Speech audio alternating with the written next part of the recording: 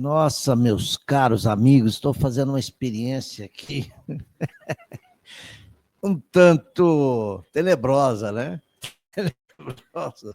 Eu estou usando uma luz de LED aqui, que não está resolvendo muito meu problema, não. Mas a minha cara, quanto menos ela aparecer, melhor é. O que nós vamos falar hoje, nesta live de 20 de maio,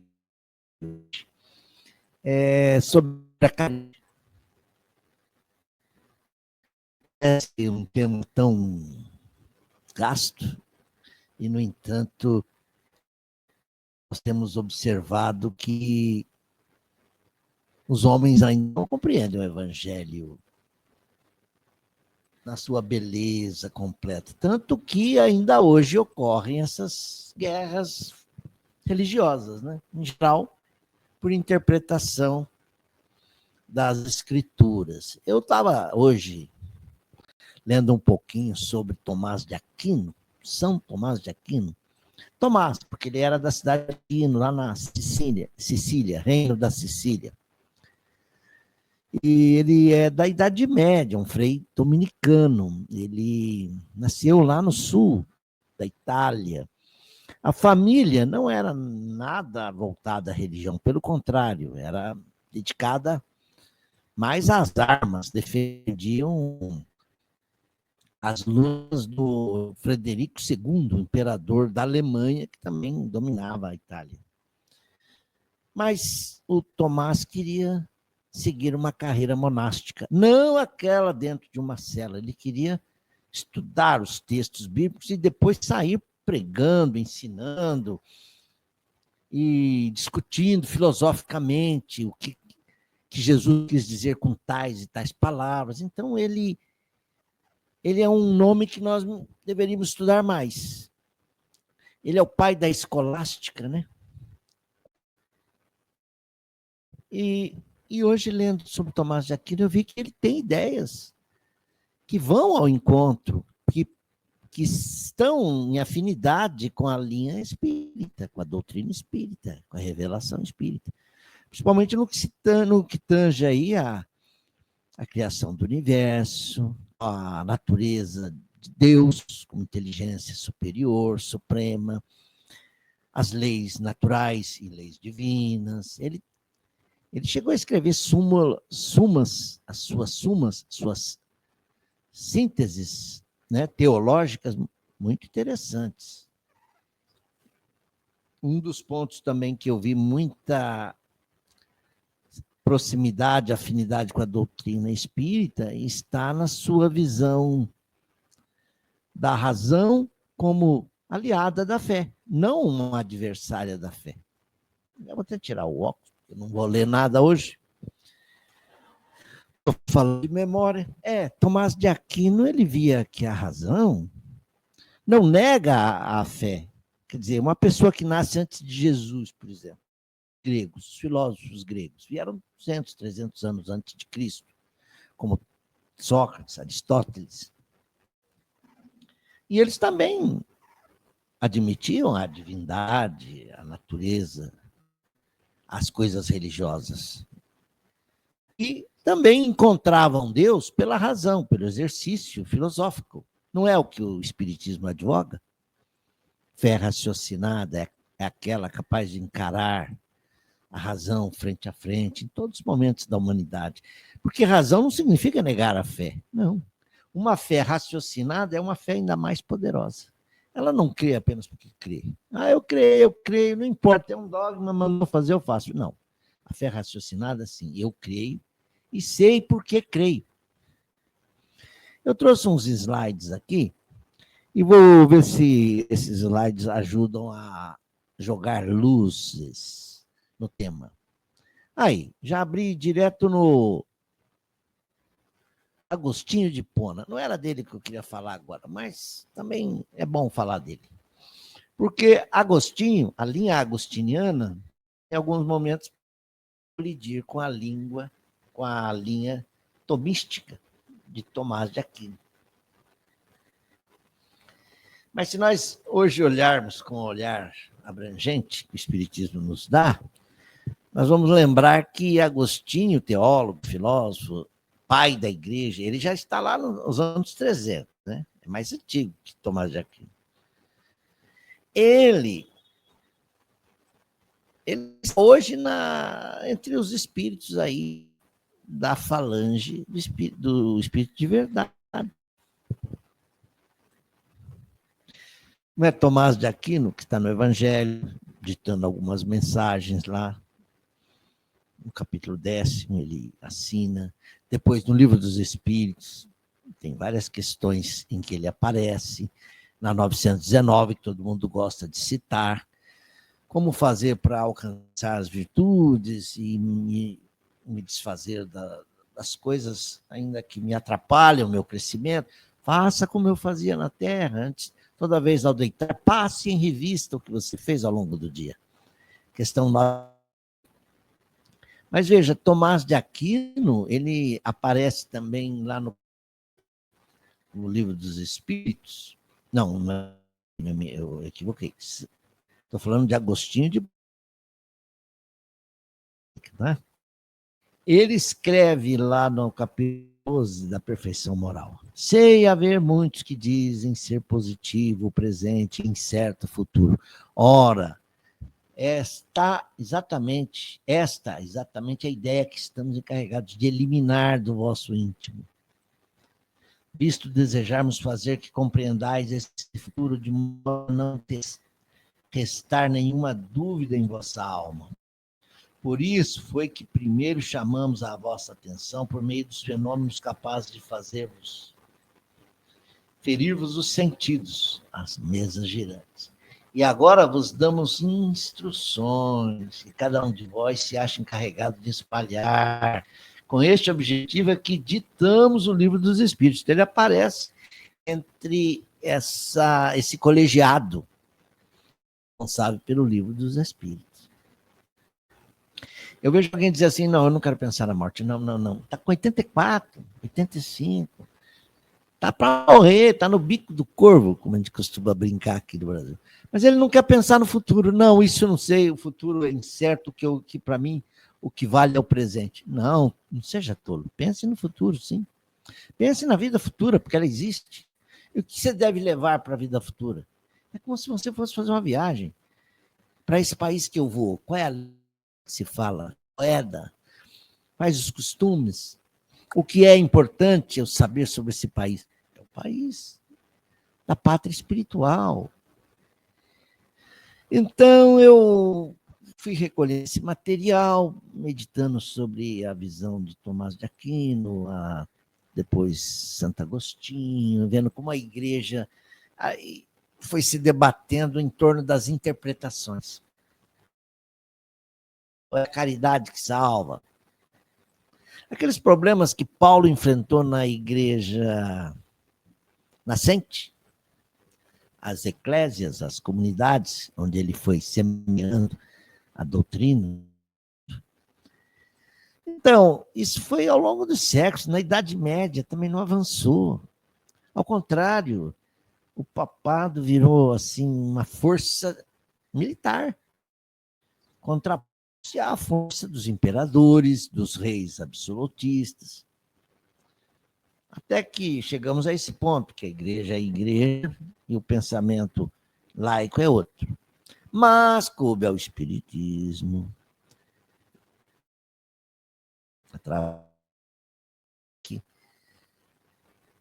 mostrar que razão e fé podem sim andar juntas, porque apresenta fé raciocinada, calcada na ciência e na filosofia, e ao mesmo tempo vinculando o homem ao Criador.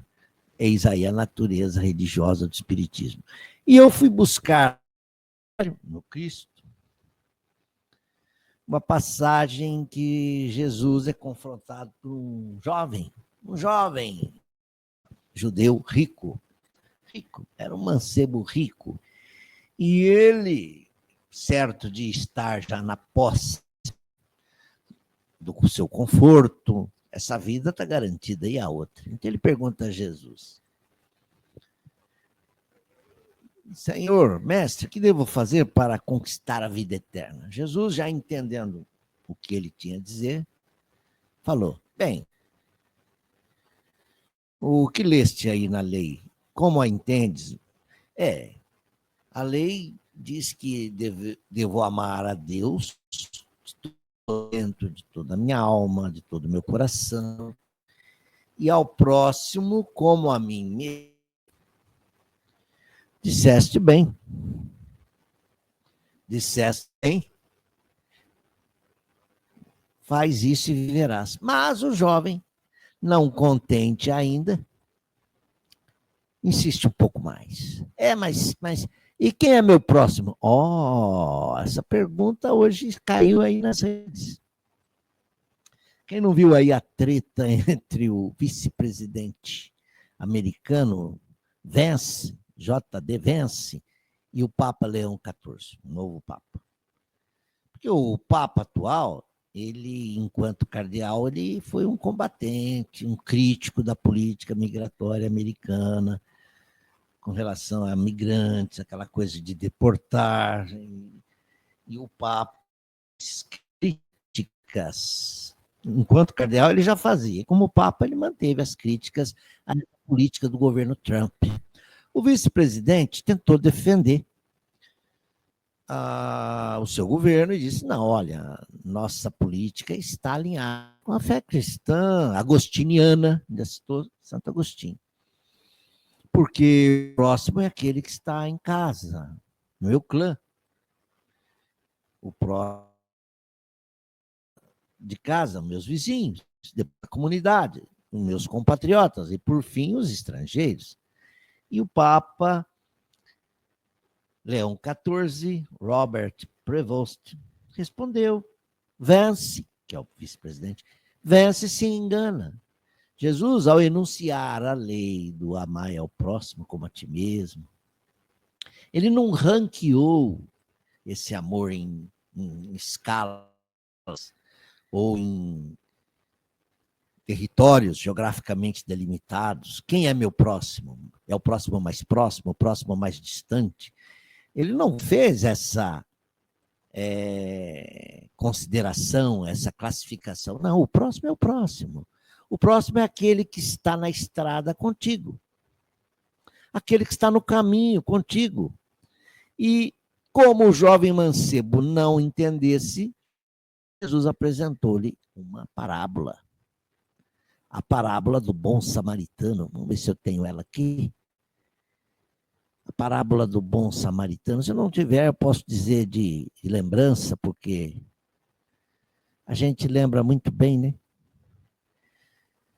Vamos deixar o slide para lá um pouquinho e vamos aqui, tela grande.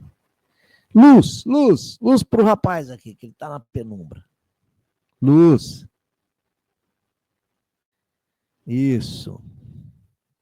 Então, a parábola do samaritano é muito bonita e rica. Eu achei que eu a soubesse integralmente, mas estou vendo que é preciso ainda aprender muito, né? Porque ela tem umas nuances. Jesus, claramente, como um grande pedagogo, ele começou colocando alguns elementos na parábola. Um homem descia de Jerusalém para Jericó, que Jerusalém está a quase 800 metros do nível do Mar Morto. Jericó está mais embaixo. Descia quando foi tomado de assalto por homens inescrupulosos, bandidos, que o despojaram de seus bens, bateram nele, o deixaram meio morto, ferido. Muito bem, o homem está caído lá e por ali passa um sacerdote, vê o homem caído, não se comove, passa. Não para.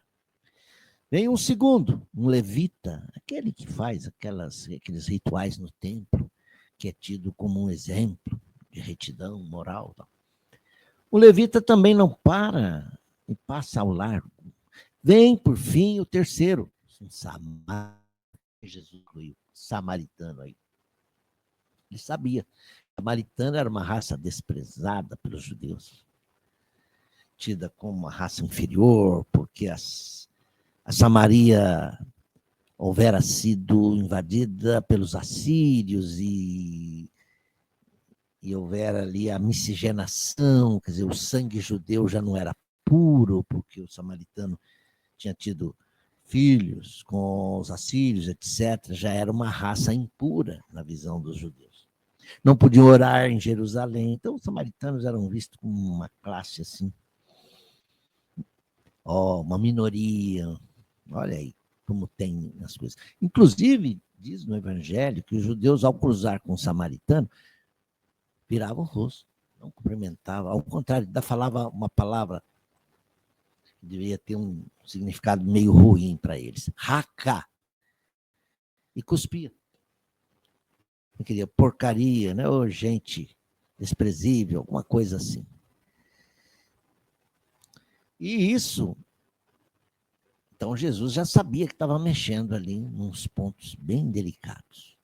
O samaritano é tocado de compaixão, vai até o homem caído, pensa-lhe as feridas, ou ata-lhe as feridas com azeite e vinho, coloca o homem caído, machucado, sobre a cavalgadura, leva a uma estalagem e diz ao estalageiro, cuida dele e eu já vou deixar pago. Deixa ser uma grana importante, forte, era a moeda das mais valiosas. Falou, e na volta eu passo aqui, o que tiver desgasto a mais, eu te restituirei. Vamos usar o português mais formal aqui. Aí Jesus, tendo contado a parábola, diz para o rapaz, então, o que te parece? Qual dos três aí agiu em conformidade com a lei maior? O homem, o jovem mancebo, respondeu logo, aquele que usou de misericórdia para com o homem caído. Não disse o samaritano. Até aí ele evitou falar o nome do samaritano. Usou o pronome, aquele que usou de misericórdia. Pois é, faça isso e viverás. De novo, repete o Cristo. Faça isso e viverás.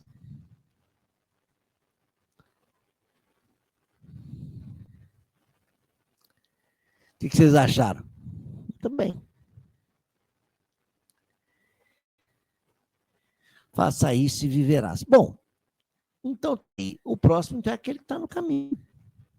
Eu, na última reunião no Centro Espírita, eu vi alguns colegas, nós conversamos sobre isso, e um colega, na melhor das intenções, disse, mas eu acho que também não é bem assim, se alguém bate na nossa porta, nós não vamos colocando para dentro, não, tem que tomar algum cuidado, claro.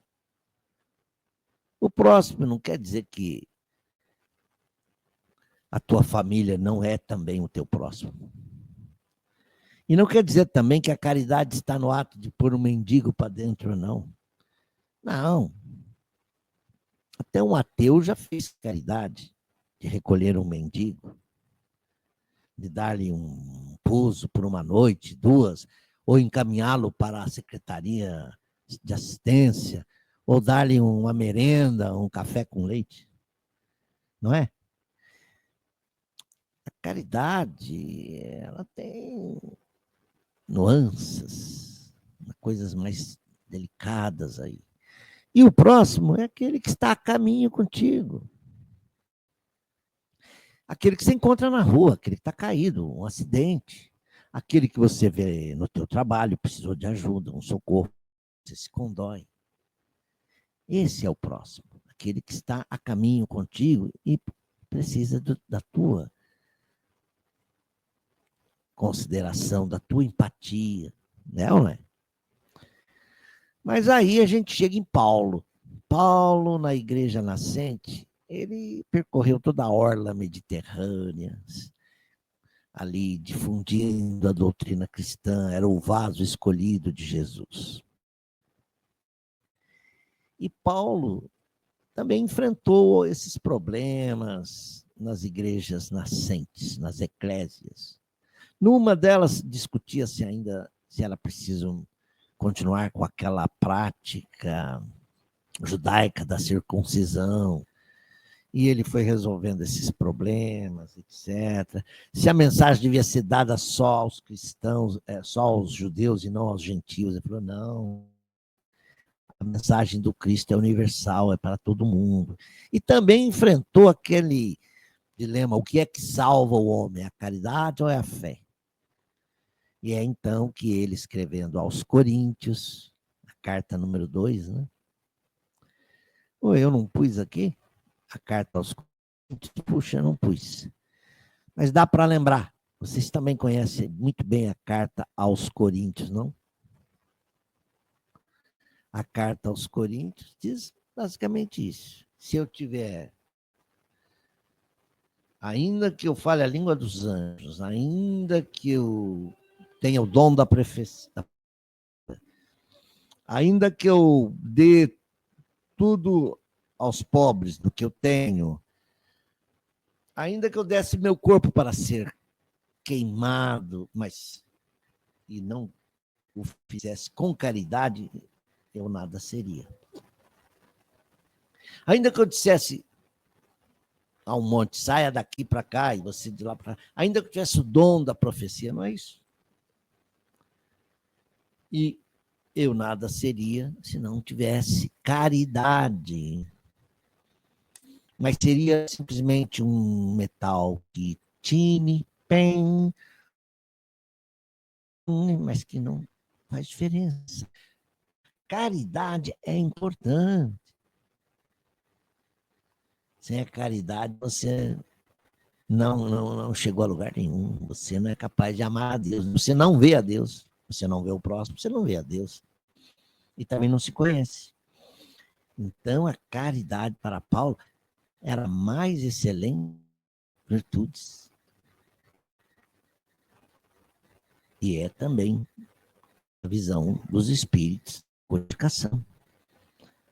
A mais excelente das virtudes. Está lá, na lei de justiça, amor e caridade. Depois eu tenho aqui a questão do livro dos Espíritos que diz isso. Vou ver.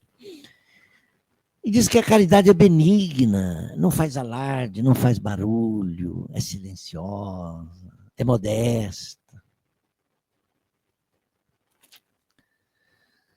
A caridade não é alvissareira. Ninguém faz caridade, fica chamando a televisão, ó, fiz caridade, vem cá ver. Caridade é silenciosa. Então, meus amigos, e vamos encontrar na doutrina dos espíritos, fora da caridade não há salvação. Ao contrário do que a igreja defendeu,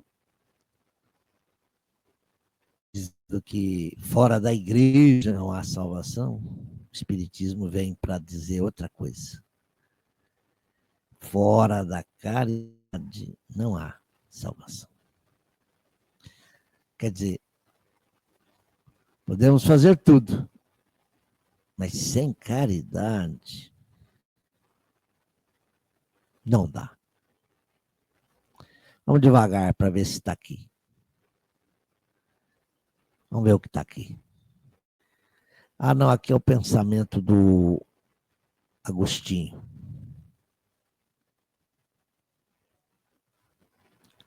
Ainda não é esse. Vamos ver se é esse. Também não está. Eu não atualizei os slides.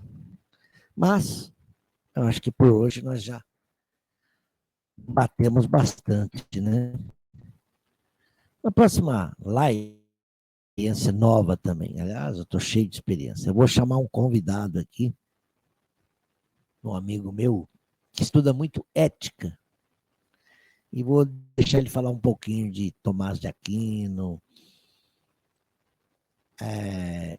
o próprio Kant, Immanuel Kant, os filósofos. E a gente vê o que pode sair dessa discussão aí à luz do Espiritismo, tá bom? Até a próxima, se Deus quiser, com mais um A Vida Continua. Tchau!